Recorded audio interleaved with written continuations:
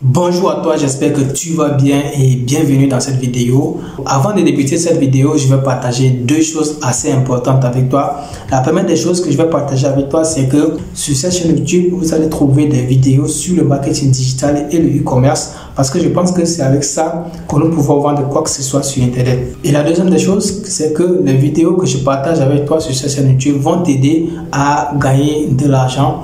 Et vraiment, si tu mets en œuvre ces stratégies, tu vas gagner de l'argent. Alors, si tu es intéressé de suivre ce genre de vidéos, c'est le moment. Abonne-toi à cette chaîne YouTube et active la cloche de notification qui est juste à côté pour ne pas rater les prochaines vidéos qui vont arriver sur cette chaîne YouTube.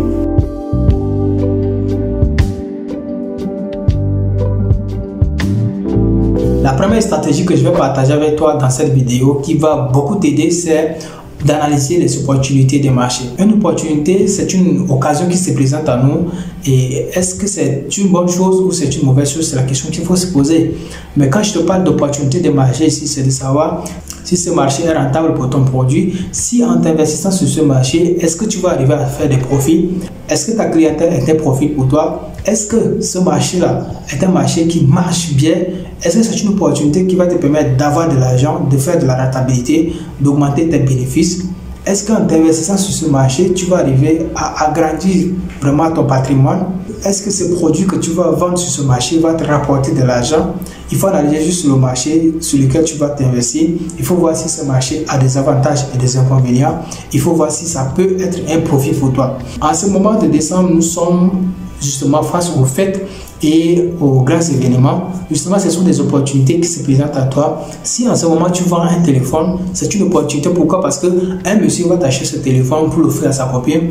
S'il y a des produits que tu vends, comme les jouets pour les enfants, comme les produits pour les personnes âgées, par exemple les habits de marque, les habits un peu chers, et si tu vends aussi des cadeaux, voilà, les cadeaux qu'on peut emballer, et ce sont des opportunités. Pourquoi je te dis ça? Parce que c'est un moment qui se présente à toi. Et pendant ce moment, on fait des cadeaux, on fait des sorties, et on veut rendre vraiment des tels moments assez magnifiques.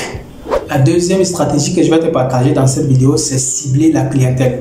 Alors, en ciblant ton marché, tout à l'heure, j'avais dit qu'en ce mois de décembre, nous faisons face aux fêtes parce que oui, il y a deux fêtes, il y a la fête de Noël et il y a la fête du Nouvel An.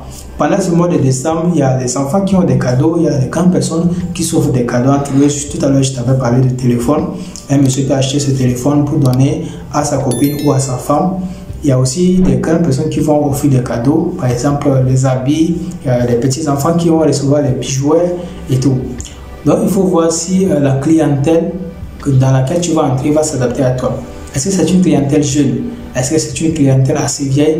Est-ce que c'est une clientèle des adultes, des mineurs? Justement, il faut analyser ça aussi pour pouvoir voir est-ce que ton produit va être utilisable? Est-ce que ton produit va se consommer très rapidement? Bah, justement, je vais te dire pourquoi.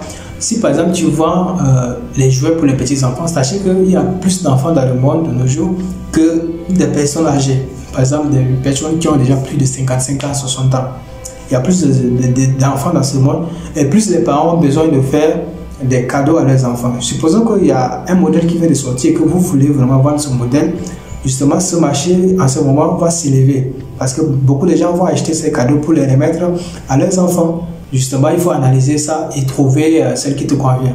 Je peux te faire un exemple ici. Supposons que nous avons ces paires de talons qu'il faut vraiment vendre sur le marché. Ces paires de talons, c'est pour les femmes. Bon voilà, est-ce que ta clientèle va être plus jeune, comme je parle des bébés?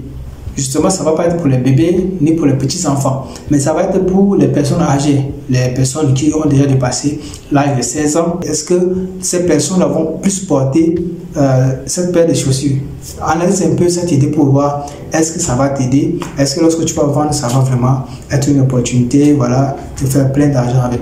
La troisième stratégie que je vais vous montrer dans cette vidéo, c'est de bien positionner l'offre. Sachez que l'offre résout un problème de demande.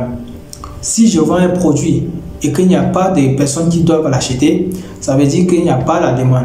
L'offre est égale à la demande lorsque tu vends ton produit et qu'on te l'achète, on consomme ton produit. Lorsque l'offre est supérieure à la demande, c'est que tu offres ton produit mais il y a peu de personnes qui l'achètent. Lorsque l'offre est inférieure à la demande, c'est que lorsque tu vends ton produit, on te demande plus le produit et tu as l'incapacité de produire. Supposons que tu as 20 paires de talons à vendre, mais 30 personnes sont venues te l'acheter. il manque donc 10 personnes qui n'ont pas reçu les 10 paires de chaussures manquantes. C'est ça, on dit l'offre est inférieure à la demande. Mais vous, dans votre position, vous devez vous bien positionner par rapport à vos clients.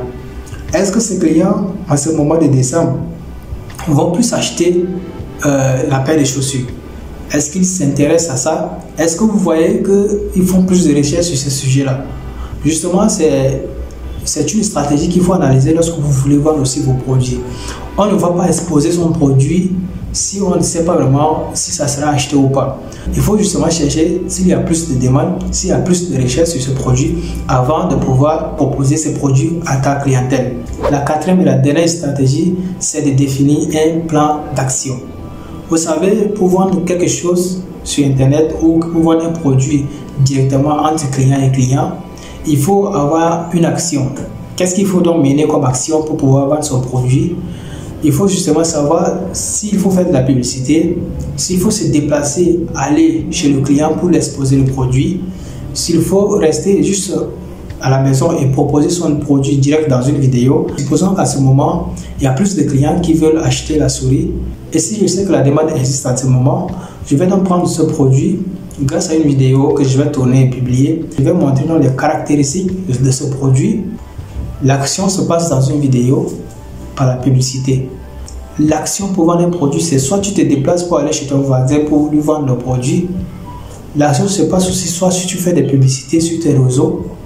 Pour faire des publicités, il faut savoir qu'il y a Facebook Ads, il y a Google Ads, il y a YouTube Ads, il y a plusieurs plateformes pour te faire des publicités.